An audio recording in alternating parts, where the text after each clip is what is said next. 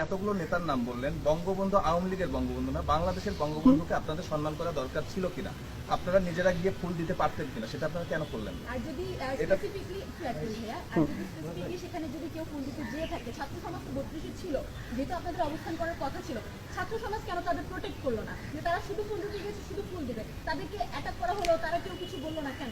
আচ্ছা ভাই, মানে দেখুন, আমি আপনাকে একটা স্পষ্ট করে কথা বলি। কথাটা হচ্ছে, মানে আপনি যদি দায় দিতে চান, দায় আমাদের সবাইকে নিতে হবে। দায় আপনাকেও নিতে হবে, আমিও নিব, আওয়ামী লীগও নিবে, প্রত্যেকটা দল নিতে হবে বাংলাদেশে। এই দায় কোনোদিন একদিনে তৈরি হয় না। এই দায় 16 বছরে তৈরি হয়েছে। আমরা দেখেছি 16 বছরে পুরো বাংলাদেশের প্রত্যেকটি সেক্টর কিভাবে চুপ ছিল, কিভাবে ক্ষমতার অপব্যবহারের ফলে তারা তাদের জায়গা থেকে তাদের যে ভূমিকাটা পালন করা ছিল কেউ করেনি। এই যে জনবিস্ফোরণটি আপনি দেখছেন, যেটি হয়েছে 16 বছর পরে এই জায়গাটিতে দাঁড়িয়ে, এটি ঘটার পরে এখন সবাই সবার জায়গা থেকে যত কিছু বলার বলছে। 16 বছর ধরে যদি এই মানুষগুলো তাদের জায়গা থেকে কথা বলতো, বিষয়টি এ পর্যায়ে কখনো যেত না। যদি দায় নেয়, আমাদের সবাইকে দায় নিতে হবে। আমি এটাতে একদম দ্বিমত করবো না এই জায়গা থেকে। কিন্তু আপনি যদি দায় দেন, কোন নির্দিষ্ট একটি গোষ্ঠীকে দিতে পারবেন না। কেন দিতে পারবেন না? কারণ আমরা দেখেছি, আমরা যখন ডিবি হেফাজতে ছিলাম, আমাদের সাথে যেগুলো হয়েছে মিডিয়া সেগুলো প্রকাশ করতে পারেনি। কেন? হয়তো এমন হতে পারে করতে দেওয়া হয়নি, কিন্তু পারেনি তো, এটাই তো বাস্তবতা। আমরা দেখেছি সরকার তার ক্ষমতার অপব্যবহার করে আমাদেরকে হেফাজতের নামে 6 দিন আটকে রাখা হয়েছে। একটা মানুষকে 24 ঘন্টার বেশি জিজ্ঞাসাবাদের জন্য কোনদিন আটকে রাখা যায় না। সেটাতে এই যে একটু প্রেসার ক্রিয়েট করার যতটুকু বিষয় ছিল, সেটি করা হয়নি।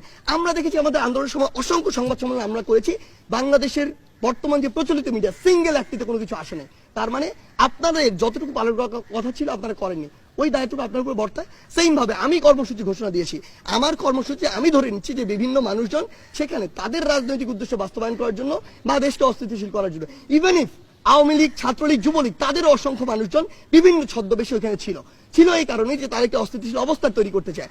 আপনি দেখেছেন এই যে সংখ্যালঘুর বিষয়টি নিয়ে পুরো বাংলাদেশ যখন অস্থিতিশীল হচ্ছিল, আপনি যখন ঘেটে দেখেছেন, রিপোর্টে দেখেছেন যে ওই সময়টিত তারা ছাত্রলীগ, আওয়ামী লীগ, যুবলীগ নিজেরাই ওই মন্দির ভেঙেছে। আমরা এরকম অসংখ্য রিপোর্ট দেখেছি। যখন পিছনের দিকে গিয়েছি, আমরা দেখেছি তারা বিভিন্ন বাড়িতে হামলা করেছে, ভাঙচুর করেছে। রিজন কি? রিজন হচ্ছে তারা একটি অস্থিতিশীল অবস্থা তৈরি করতে চায়। সো আলটিমেটলি এই যে দায় দেওয়ার বিষয়টি, আমরা বিশ্বাস করি এই জায়গায় দায়টি আমাদের সবার। তবে আমরা এটুকু বলছি, আপনি যেটি বললেন যে এই সব পালন করার উচিত কিনা, আজকে 2024 সালের এই গণঅভ্যুত্থানে আওয়ামী লীগের যেসব নেতাদের উপরে আমি বলছি যে অত্যাচার হয়েছে, ধরে নিলাম তারা দেশ ছেড়ে পালিয়েছে, তাদেরকে মামলা দেওয়া হয়েছে, এই যে ঘটনাগুলো হয়েছে, এটার জন্য কি এখন আমরা শোক পালন করব? যদি এটার জন্য না করি, 15ই আগস্ট 1975 জন্য আমরা শোক পালন করব না। আপনি দেখেছিলেন ওই 15ই আগস্ট 1975 যখন এই ঘটনাটি ঘটে, পুরো বাংলাদেশ ব্যাপী মিষ্টি বিতরণ হয়েছিল। কারণ কি? কারণ ওই 72 থেকে 75 ঘটনা যদি দেখেন, তখন স্বৈরাচার বা ফ্যাসিস্টের চরম একটি মাত্রা ছিল। ইতিহাস ঘাটলেই আমরা এটি দেখতে পাই যে তখন আসলে আলটিমেটলি যা হয়েছিল এক জায়গার নির্দেশ থেকে হয়েছিল। এটি বাংলাদেশের মানুষের কোনো ঘটেনি। এমনকি বাংলাদেশের সাধারণ মানুষ ওই সময় যে বিষয়টি হয়েছিল, যে সাধারণ মানুষ তার যে বিচারটি সেটি পায়নি, বরং বিচার নির্দিষ্ট একটি ঠিকানা থেকে, ধানমন্ডি 3200 কয়েকটি ঠিকানা থেকে পুরো বাংলাদেশে যেত।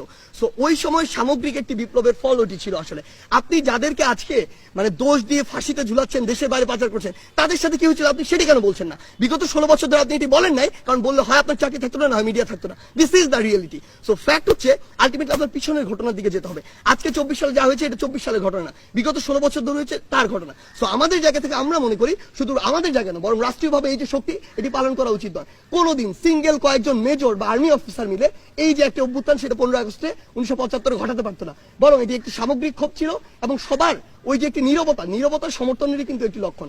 সেই জায়গা থেকে আমরা বিশ্বাস করি যে এই আপনি যে কথাটি বলছেন, এটিতে আমরা সমর্থন করি না।